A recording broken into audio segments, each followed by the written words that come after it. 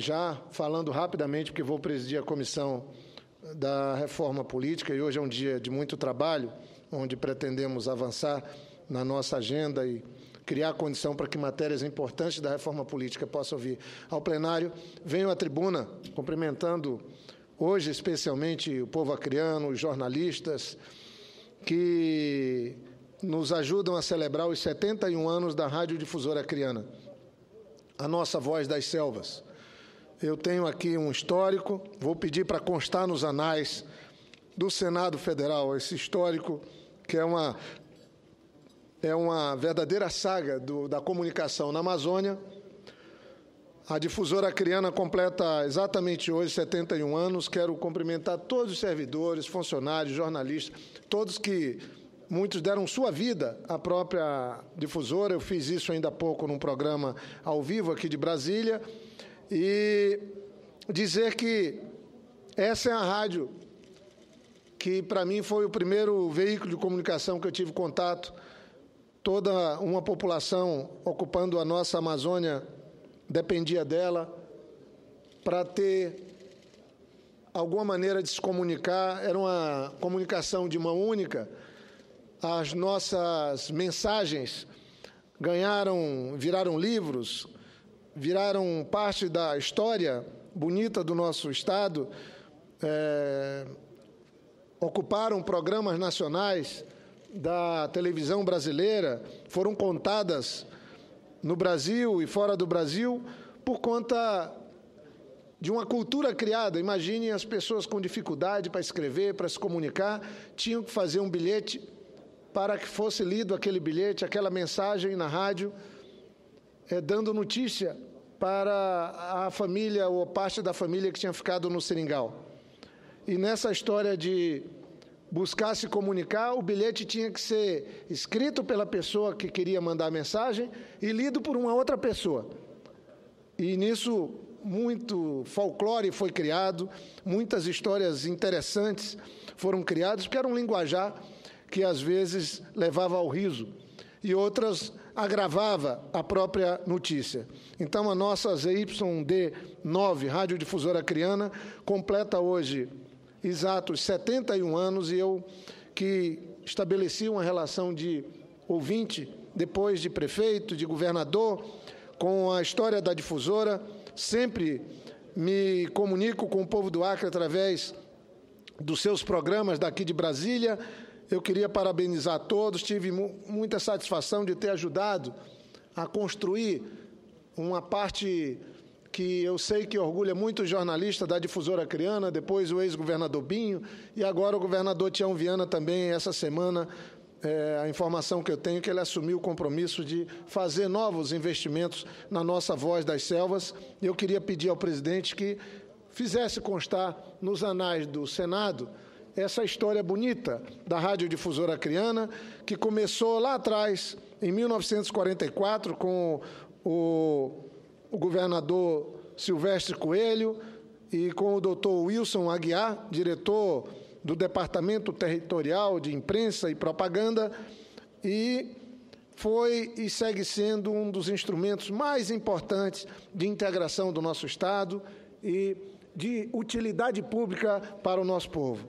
E, por último, senhor presidente, era apenas eu já fiz ontem, Vossa Excelência Gaúcho está aí, fez uma fala ontem, eu não pude estar aqui na sessão em homenagem à memória de Getúlio Vargas, e eu queria aqui também eu li os 3 livros do Lira Neto. Acho que nós estamos vivendo uma fase muito difícil no nosso país. Eu, quando li os três volumes, foi um mergulho na cultura, na história, na formação política brasileira, na formação dos partidos, nessa cultura política do nosso país, está ali, traduzida nas páginas tão bem escritas por Lira Neto, um jornalista, que eu, com todo respeito aos historiadores, eu sempre falo, ele conseguiu contar, e ontem eu com a senadora Ana Amélia tínhamos e temos a mesma compreensão, ele conta uma história e conta de uma maneira extraordinária que nos leva a acumular conhecimento sobre a cultura política do Brasil. Então, a história de Getúlio Vargas, que nasceu no dia 19 de abril de 1882, portanto, ele nasceu perto com a República. Ele é, talvez, a figura mais importante da política brasileira no tempo da República, por conta da vida que teve, dos feitos, dos defeitos e das crises e das conquistas que possibilitou o nosso país.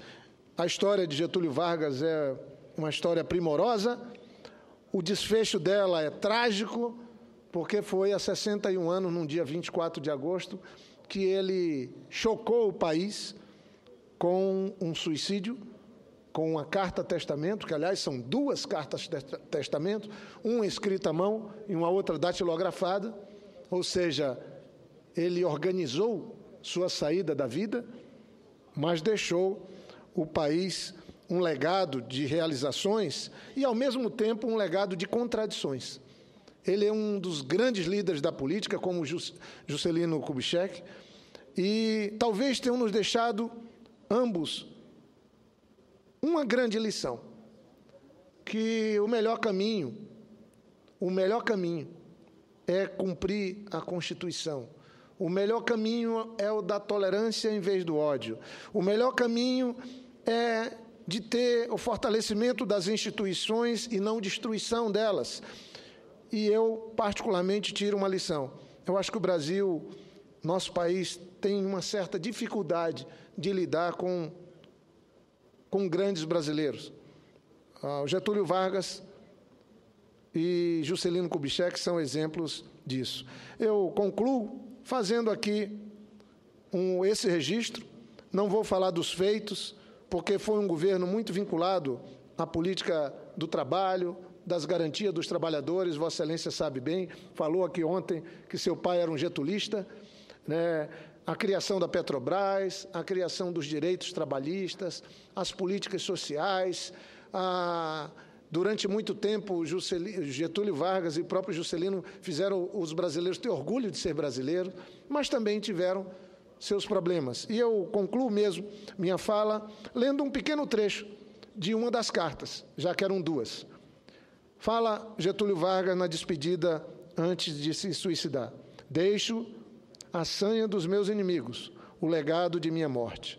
Levo o pesar de não ter podido fazer por esse bom e generoso povo brasileiro e, principalmente, pelos mais necessitados, todo o bem que pretendia. A mentira, a calúnia, as mais torpes invencionices foram geradas pela malignidade de rancorosos e gratuitos inimigos numa publicidade dirigida, sistemática e escandalosa. Acrescente-se a fraqueza de amigos que não defenderam nas posições que ocupavam a felonia de hipócritas e traidores a quem beneficiei com honras e mercês. A insensibilidade moral de sincários que entreguei à justiça, contribuindo todos para criar um falso ambiente na opinião pública do país contra a minha pessoa. Se a simples renúncia ao posto a que fui levado pelo sufrágio do povo me permitisse viver esquecido e tranquilo no chão da pátria, de bom grado renunciaria. Mas tal renúncia daria apenas ensejo para, com mais fúria, perseguirem-me e humilharem-me. Querem destruir-me a qualquer preço. Tornei-me perigoso aos poderosos do dia e às castas privilegiadas. Velho e cansado, preferi ir prestar contas ao Senhor. Não dos crimes que não cometi, mas de poderosos interesses que contrariei. Ora, porque se opunham aos próprios interesses nacionais. Ora, porque exploravam impiedosamente aos pobres e aos humildes.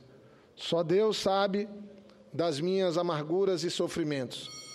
Que o sangue do inocente sirva para aplacar a ira dos fariseus. Agradeço aos que, de perto ou de longe, me trouxeram o conforto de sua amizade. A resposta do povo virá mais tarde. E concluo com o último parágrafo da segunda carta, que também é parte da história brasileira hoje. Meu sacrifício vos manterá unidos, e meu nome será a vossa bandeira de luta. Cada gota de sangue será uma chama imortal na vossa consciência e manterá a vibração sagrada para a resistência. Ao ódio, respondo com perdão, e aos que pensam que me derrotaram, respondo com minha vitória. Era escravo do povo e hoje me liberto para a vida eterna. Mas esse povo, de quem fui escravo, não mais será escravo de ninguém. Meu sacrifício ficará para sempre em sua alma, e meu sangue terá o preço do seu resgate. Lutei contra a expoliação do Brasil, lutei contra a expoliação do povo. Tenho lutado de peito aberto. O ódio, as infâmias, a calúnia não abateram meu ânimo. Eu vos dei a minha vida, agora ofereço a minha morte. Nada receio, serenamente dou o primeiro passo no caminho da eternidade e saio da vida para entrar na história. Essa é a carta testamento de Getúlio Vargas, que eu peço também que possa constar mais uma vez nos anais do Senado e que se faça uma reflexão sobre esses momentos difíceis que o país viveu e que todos juntos, trabalhando intensamente, possamos encontrar a maneira de melhorar o nosso país, seguir melhorando a vida do nosso povo. Então, fica aqui o registro pelos 71 anos da Rádio Difusora Acreana e essa singela, simples fala minha em homenagem à memória de Getúlio Vargas. Muito obrigado, senhor presidente.